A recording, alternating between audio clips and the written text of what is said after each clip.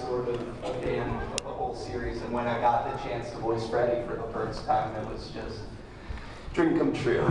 So yeah, I guess that's a long-winded way of saying I like FNAF. Christopher. Okay, wow, how do I talk about it?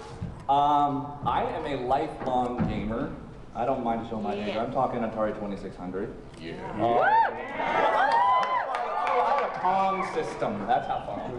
And so I've just, games, and when I wanted to get into voice acting, that was the main thing to start with video games. And I had learned about Five Nights at Freddy's because, right when Markiplier first showed it out. And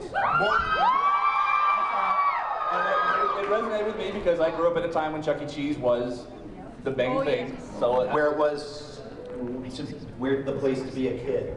Where a kid can be a kid. Electronics were really frightening. Yeah. And so I knew about FNAF 1 and FNAF 2. I played a couple nights on those. Then There are two people. it kind of, didn't care about 3 or 4. And 4 is actually one of the first games in the South.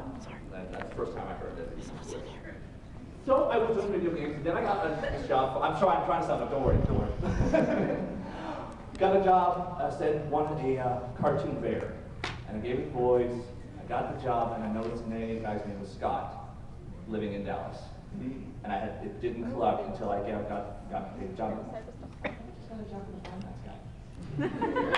Didn't even know. And then after FNAF Issue 2 came out, someone thought, "Hey, dude, you were great at FNAF."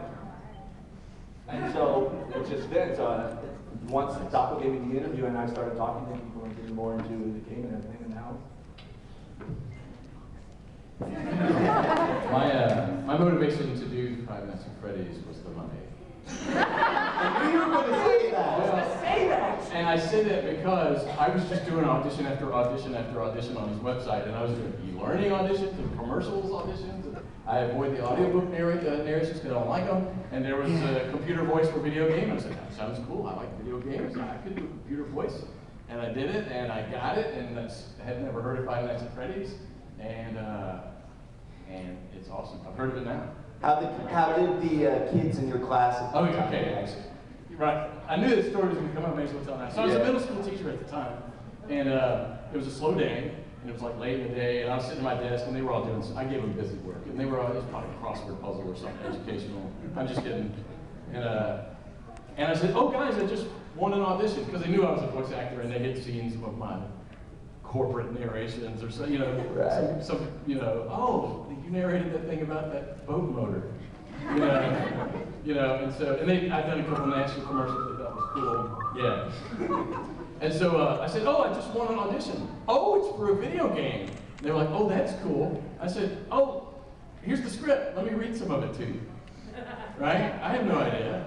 And they go, and it's like, due to the unfortunate closing of Freddy Fazbear's Pizza, and several of my kids went, oh my gosh, there's a Five Nights at Freddy's game!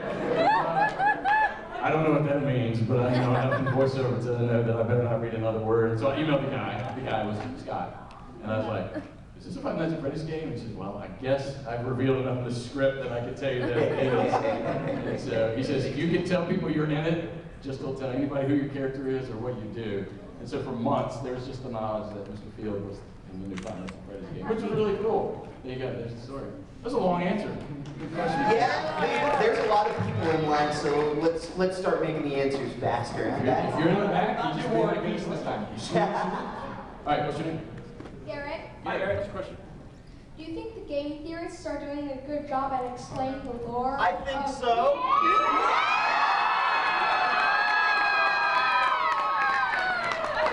Yeah, I don't know.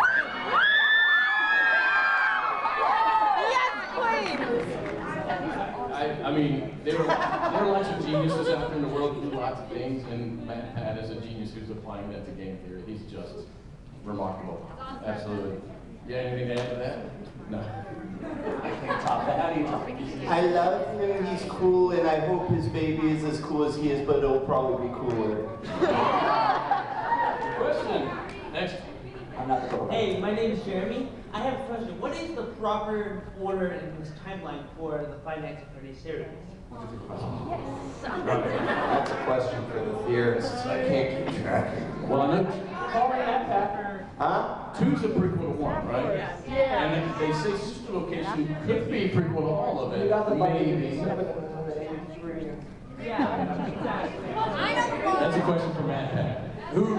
This will start a debate. We don't want to. You know, Matt Pat released like a 30-minute theory about it all right before FNAF 6 came out, and Scott came on and said, "It's not 100% right, but it's mainly right." So I think Matt Pat's timeline is the right. He's again a genius. Thank you for the question. So much more brain power than I have. Hi, I'm Eli. Hi, Eli. I have one question. Okay. What happened to Bon Bon between this location and Pizzeria Simulator? We flew back to Canada. The joke there is that Ben the actress from Bon Bon lives in Canada. My headcanon is that when you know the custom night in Sister Location, when Bon Bon comes up to the door, my headcanon is that like I shoot her off of my arm like a rocket.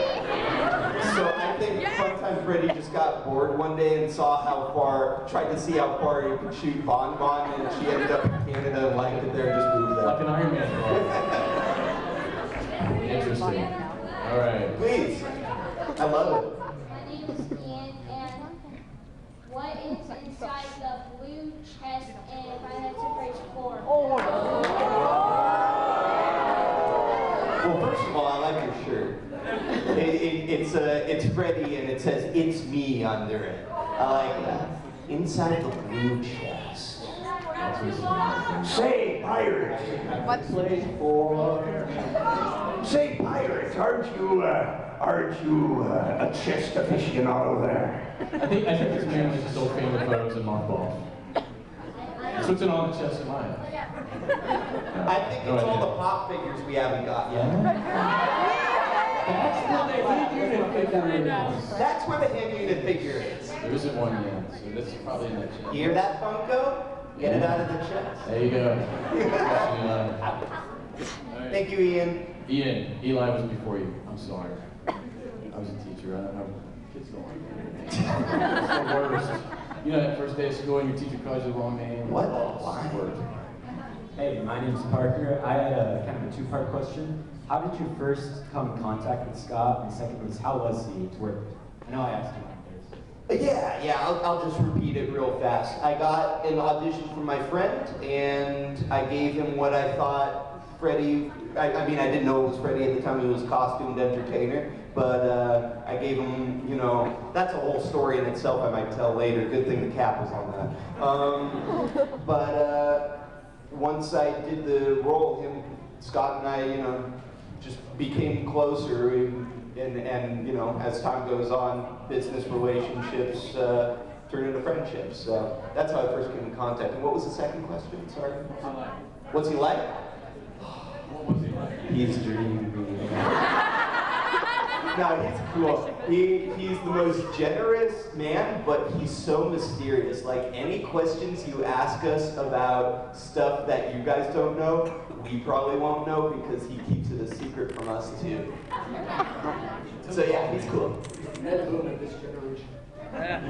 He gave me so many lines that I already knew it all anyway. So that was, you know, because I had to narrate the whole thing. Yeah. So I even knew my own name, which most people didn't know their characters' names, but I have to say my name. I know I was You ready call until the me game Ian. came out. I didn't know it was going to be a cartoon. I thought it was going to be on the radio like Fun Guy. Yeah. So I think we all kind of came into contact the same way. We just found the audition and auditioned. I don't know how many you got. There was 121 auditions for Hand Unit.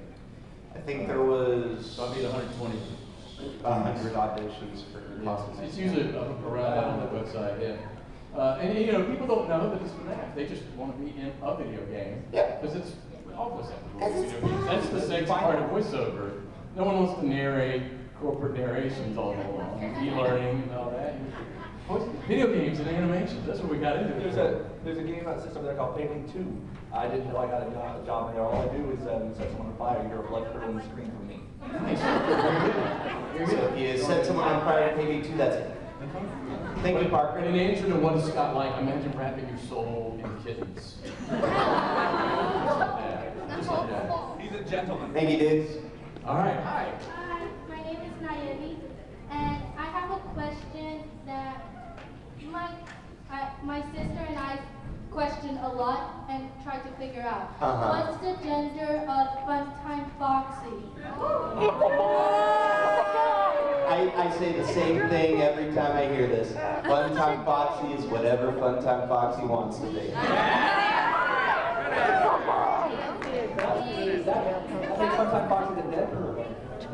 Yes, sir. Well, my sister and I was using science, and we have a hypothesis to think that Funtime Foxy might be a female. Because of the lipstick? Yeah, but that confuses us is because Lopez, we think that Funtime, if they got crushed. Yeah. Yeah, like Lopez and Funtime Foxy, we think they're perfect words together, but Lopez has purple lipstick too, and we're like confused of which one is which. Have you ever seen Rocky Horror Picture Show? I will say that hand unit refers to Funtime Foxy as a he in night 1 or 2, and as a she later on in like night 3 or 4. Night 2, he said he. Without saying the numbers, I say he wants and she wants. I think it's cool to keep it a mystery. I would enjoy it if the truth never comes out. Do I have some agreement out there? But I actually played Funtime Foxy's voice. You want to hear one of my lines? No, Here you go. I already heard it. Oh, I want to hear it though. It's terrible. Here it is, Funtime Foxy.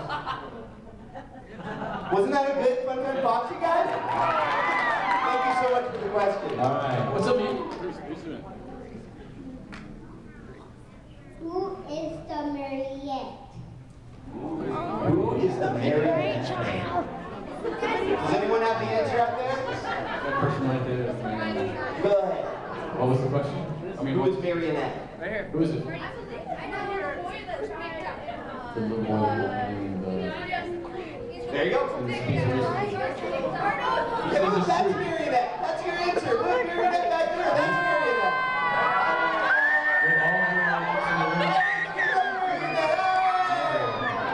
There's one running around that has the strings over it. Thank you for the question, dude. All right, great question. Hey, Tom All right. Keller. Thomas Dino. Let me just back up and say, this young man has traveled to 4 conventions across the United States to see the Five Nights at Freddy's voice actors. Connecticut, Atlanta, and now Phoenix. That's insane. All right, you're just insane, right? Can you impersonate the person next to you? Yes. This was my favorite. Impersonate the person next to you. This was my favorite question at SAC Anime. Were you at that one? At that panel in SAC Anime? Yeah. Okay, so there it is. Next to us, to the left or to the right? The right. Right, so I do Chris. Okay. So I do hand unit then? Clara, I tell you, the baby isn't mine. Is that Christopher Walken? The baby isn't mine. Hey, live action Bloomhouse guys. Christopher Walken for Glad. Good. Wow. Blood one, go get him! Not bad, not bad. I'm hearing it all weekend. Welcome to another exciting day. I'll just say exotic butters. So, my name is Joey. Hello. And, so, what was your favorite line from Ford Pictures? You want to start this guy? Let's try another controlled shot. And I like it because it's a terrible thing to say. It's such a nice tone of voice. You say it. Go ahead. This one has grown on me because he likes it so much, and the more I say it, the more I like it. I see you over there in the dark! Also from Molten. Thanks for letting me join the party. I'll try not to disappoint. Already got to do a barrel roll, so you know that. Yeah. Glad has got to be, sounds like something he got from your side of the family. And you don't get the other two yet because you have to wait for a custom night to come out. That's right. Yeah, we're filming lines, right? No, no. All right. There you go. Thank you, man. Sound, that's all. So, my name is Philip, and I got like 2 questions actually. Okay. So what is voice acting like? Wonderful. Very tiring, very much hard work. It's not as easy as people think, but when you're in the booth, there's just something inspiring about being there. You know, I feel really alive when I'm in a recording booth. It's a performing art. It is. That's what I can say. And if you like performing arts, Acting classes and improv classes, not voice acting classes. That's the second step. Acting classes, theater, TV, movie, acting classes. Okay, you want my part? And it's like running a business.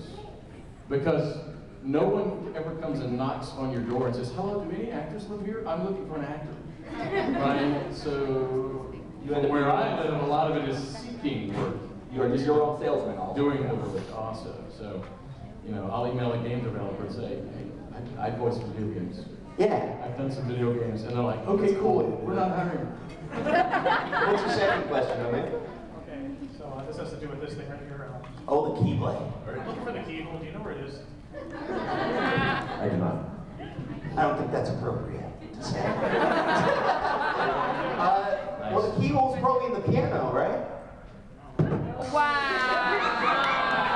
don't even understand that. Where does this whole thing come from? Hi, nice shirt.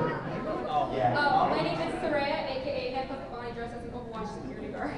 Nice. I love your shoe. I love the mashup. I have a question for all of you. How many takes did you do before you got the perfect voice for your character? Wait, are you Sombra? Yeah. Is that the Oh, that's I love the awesome. mashup. I did one. How about I called Scott on the phone, and I was like, Scott, I mean, because it was kind of a high-dollar job for early in my career, and I was like, I'm kind of worried. I want to make sure this is right for you. And he's like, oh, it'll be right. I'm like, can I like just read you a line? He's like, yeah, sure. I read it. He's like, yeah, sounds great. I mean, he's that good of a director. He trusts you as an actor. Some directors, when they hear you, will go, I'm hearing something different in my head. Yeah. But Scott is like, I think that's a good interpretation of the thing I wrote. Go ahead with it. Chris, you may go next.